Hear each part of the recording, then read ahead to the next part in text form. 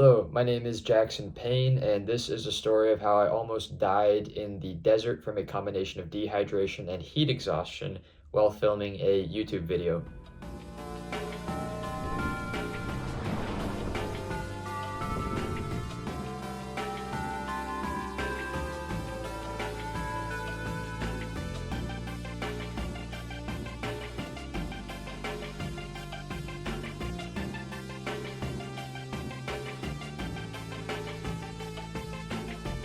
Okay, so context in the story is important, kind of my psychology going into it and the events that led up to there and how it got me into this unique situation. Basically, I graduated from the University of California, San Diego in the spring of 2023. After that, I moved home for a while, lived at home for a bit. Then I moved to Virginia, worked at a restaurant. And while there, I kind of solidified my plans. At the time, I wanted to be a journalist, and I saved up some money.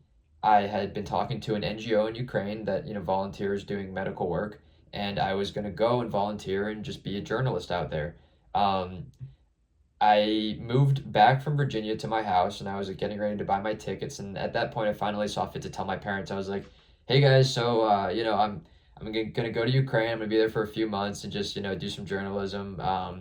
And basically, even though I had some money saved up at this point, my parents are still paying for healthcare and car insurance and stuff. And they brought the hammer down. They were like, uh nah, Jackson, no, you're not going to Ukraine, and I was like, fuck, did I just get grounded? Like, did my parents just tell me, like, no, you're not going to Ukraine? And we had like a number of arguments, and at the end of the day, it was just extremely pathetic. I'd been unemployed, I was trying to go to Ukraine, like a conflict zone, and my parents grounded me, and I was just so depressed. It was like the lowest I've ever been.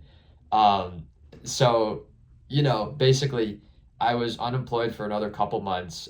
During this time, I figured that I wanted to move back to San Diego and get into the drone industry and basically be a drone pilot. I found a place in San Diego. I got a job First lined up impression. at a drone store. Things seemed to be going better. My first impression? Yeah. My first impression is, how'd you get this? We don't even have them yet. Oh my God. Oh, hell no, man. What the fuck, man? And my parents were very kind. They helped me out monetarily with the move, and they even bought me a drone. They bought me this drone. It's an FPV drone, and it's a specialized kind of drone that I now use for film projects. It's all total, the equipment costs like around $1,500, including the drone, the charger, all that stuff. And so they were extremely generous, and I'm very thankful to them.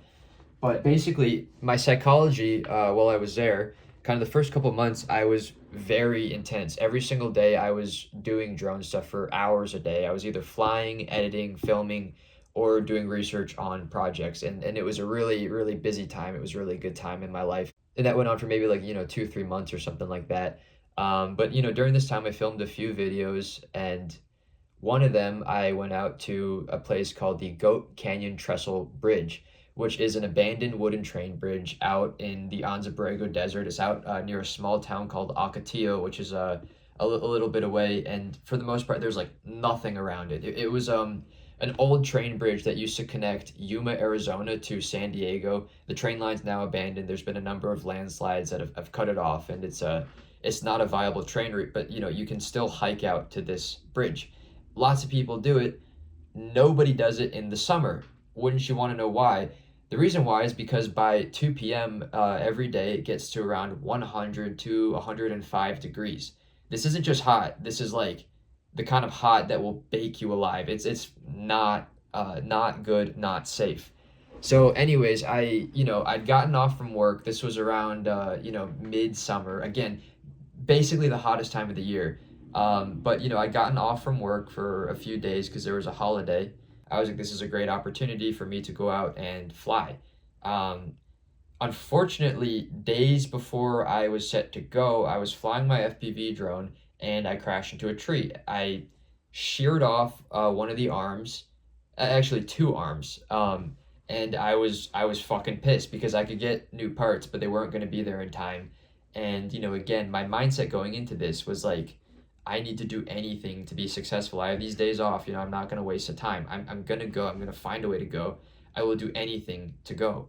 You know, basically the night before I was set to go, I kind of figured in my head, I was like, okay, I'm not going to be able to get the parts in time, but maybe if I epoxy the arms together, I can get it to be just strong enough that I can, you know, do a few flights. I'll have to keep it like kind of low intensity, but I can probably still fly. So, you know, the night before, I'm gluing the arms. I glue them together with epoxy. It looks good to me. Morning of, I'm very gentle with the drone. I get into the car along with, you know, my hiking gear, my backpack. I drive up Monday on Memorial Day, the 27th, you know, and I get on site and basically plan to kind of like half sleep there, half just kind of like chill and leave essentially at 4 a.m. the next morning. While I'm in the car, I am checking out the drone and I'm checking out one of the arms, and unfortunately, one of my repairs did not work. The arm was flexing, and these arms are, you know, these arms are under a huge amount of pressure. Like they're under like a massive amount of pressure. So if it's not like a solid repair, the motor's just gonna like rip this thing off, you know, and the thing needs to be really stiff. So anyways, you know, I was like, shit, you know, I made it all this way. I spent, you know, all together, you know, like $100 some in gas money to get out there, and not to mention the time and all this. And I was like, once again, I'm not gonna fail. In the car, I kind of cobble together some equipment. I have some bits of plastic, and I managed to basically tape the arm together and tape it with like some bits of plastic that I cut with a knife.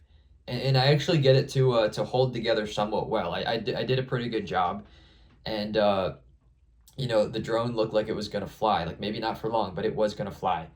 I get out, I start the hike around like, I forget, like 4 or 5 or something in the morning. And, you know, basically I had already made mistakes and I didn't even realize it.